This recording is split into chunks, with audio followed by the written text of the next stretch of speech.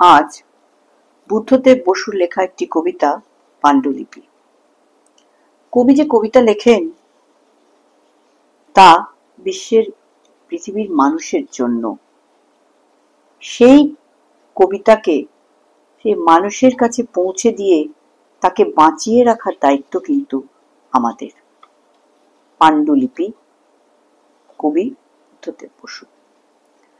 অজীর্ণ রোগে শীর্ণ, মগজে পক্ষপাতী পাটিগণিত ঠাসা, মাথায় অল্প চুল, তেল চিকচিকে, চোখ দুটো ধূর্ত, লোভে হলদে। সে তার তেল চিটচিটে স্যাঁতস্যাঁতে আঙুল দিয়ে নেড়ে চেড়ে দেখছে আমার পাণ্ডুলিপির পাতাগুলো, যা এর আগে আমি ছাড়া কেউ ছোঁয়নি। আর তার ধূর্ত চোখের ছোট ছোট গর্ত আমার দিকে মিটমিট করে বলছে, এ বই আপনার চলবে তো? মনে পড়ল সারা রাত জেগে এই বই যখন শেষ করেছিলুম, নিজেকে মনে হয়েছিল দেবতা। যেন এই সাদা পাতাগুলো দিয়ে ছোট একটা সূর্য তৈরি করেছি, একটি সূর্য আমারই প্রাণে জ্বলন্ত। আর সেই কাক ভরে বিছানায় শুয়ে অনেকক্ষণ ঘুমোতে পারিনি আনন্দে।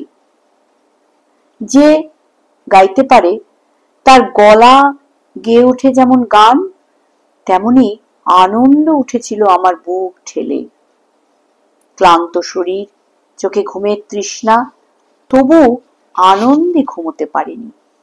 আর তারপর এই ধূর্ত চোখের ছোট ছোট মিটমিটে গর্ত আর লোভে চিটচিটে দুটো থাবা আমার পাণ্ডুলিপিটা চটকাচ্ছে। ভেবেছিলুম একটা মিরাকল ঘটবে, ঘটল না। ফেটে পড়ল না আমার সূর্য দারুণ বিস্ফোরণে।